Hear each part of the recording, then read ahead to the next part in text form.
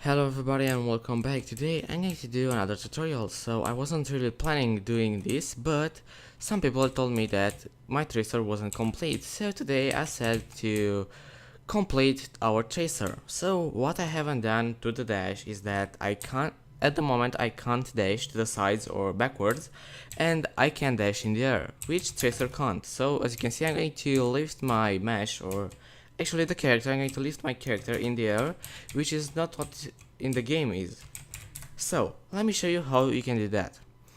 So I have tested this before doing it, so this is as much space as I need, I think. So let's start. First we need to unplug this from here. That is because we are going to do some conditions, so some branches. So let's get our player character, so get player controller, not character, and out from the return value we need to get is input key down. So now we are going to check if our A, S, D or W is pressed. So if W is pressed, if it's true, okay, so if this is true, we are going to plug this. If it is false, we are going to do another branch. Then let's just copy this from here and paste it right below it. Alright, then what we need to do is to get, let's say, A. Alright, so just go to keyboard and select A. Then if it is going to be true, let's just copy this, and we are going to need to do some changes here. So first drag this a little bit more to the right so it looks nice.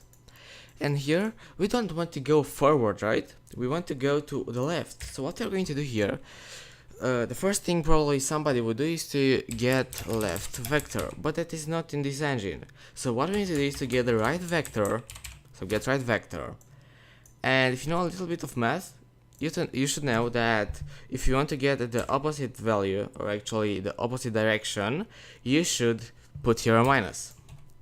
Alright, so let's see. Now I'm going to press A and I'm going to dash. So as you can see, I'm dashing to my left. Okay, then if that is going to be false, we are going to copy this one more time. Plug the return value into the target, and then from the key, let's say S. Alright, so get S, and if it's going to be false, do another branch. Plug the false into the branch, and the condition from the is input key down S. That goes into the condition.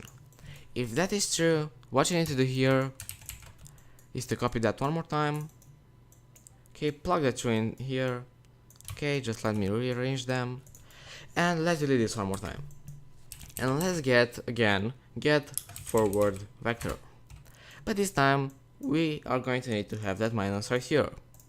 So now when I'm going to press S and I'm going to dash backwards, when I'm going to dash, I'm going to dash backwards. So that's exactly what we want.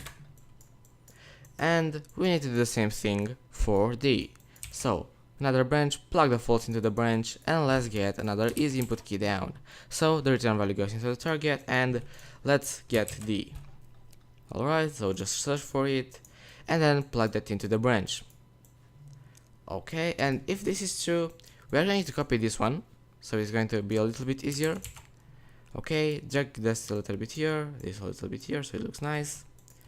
Okay, and now what we want to do is to make sure that we have the right vector and get the minus, delete the minus of here. Alright, so why we need the right vector? Because D goes to the right, and why we need the left, actually, yeah, the left kind of vector here, because A goes to the left on your keyboard.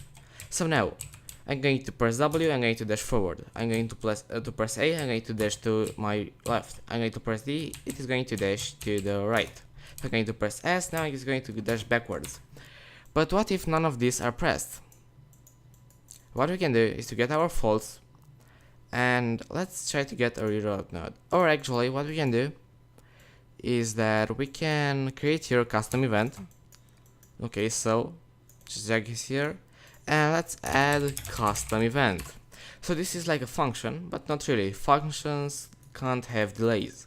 So what I'm going to call this is normal dash, and I'm going to plug this in here. Okay, now compile and save, so we make sure it is good. And out of the first branch, so out of here, just drag called normal dash.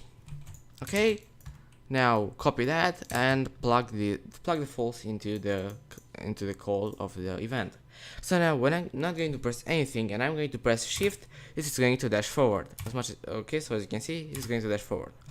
But then if I'm going to press W, it is still going to dash forward. So that's exactly what you want. Another thing that we could have done is to put all of these branches before this and put this to be the last. Or actually what we could have done, we could have just delayed this branch, and if everything was false, just run this event right here. Okay, but now we still have a problem until we have completed our tracer. We can dash into the air. That's exactly what we don't want, because this way you're going to be way too mobile for a game, and you're going to be able to escape from a lot of situations. So let me show you how we can do this. So the first thing that we need to do, and actually the thing that we need to do for all of these, is just go here, unplug the return value, so drag this a little bit here, then go on the return value, so make sure you have it highlighted, okay, then just press right click and split the struct pin. Then go and do the same thing here, so split struct pin, and if you're going to go a little bit into the viewport, it doesn't matter, you can even go into the editor. You can see that here that you have three axes. So you have the X, which is the red one, the Y, which is the green one, and the Z, which is the blue one. So if you don't know this, and I don't know them as well. So here I have location X with red, Y with green, and Z with blue. And why we are not going to plug the Z is that because we don't want to launch into the air. So we are only going to plug the return value from X and from Y. So this way, if you're going to, so you can see that here we have some squares or whatever they are. If you're going to get one of them, as you can see here, I can only move them on X and Y. Then if I'm going to get any other one, so this one, I'm going to move on the Z as well. And if I'm going to get the other one, it is going to move on the Z as well. So this is why we want to plug the Z. So now let's wait for all of them, and then let's just see if it's working. So split the struct pin here, okay, plug this to here, then do the same for this one. Okay, so split, okay, and one more time. Alright, so now let's check if this is working. So I'm going to stay right here, close to this cube, and I'm going to dash forward, and I'm going to dash into the air. So as you can see, I've made the dash and I haven't gotten into the air. You can even check that by going straight up. So as you can see, you can't dash into the air. So yeah, this is pretty much all for this tutorial. Pretty short, but I think it might be helpful for those who wanted to do a complete tracer.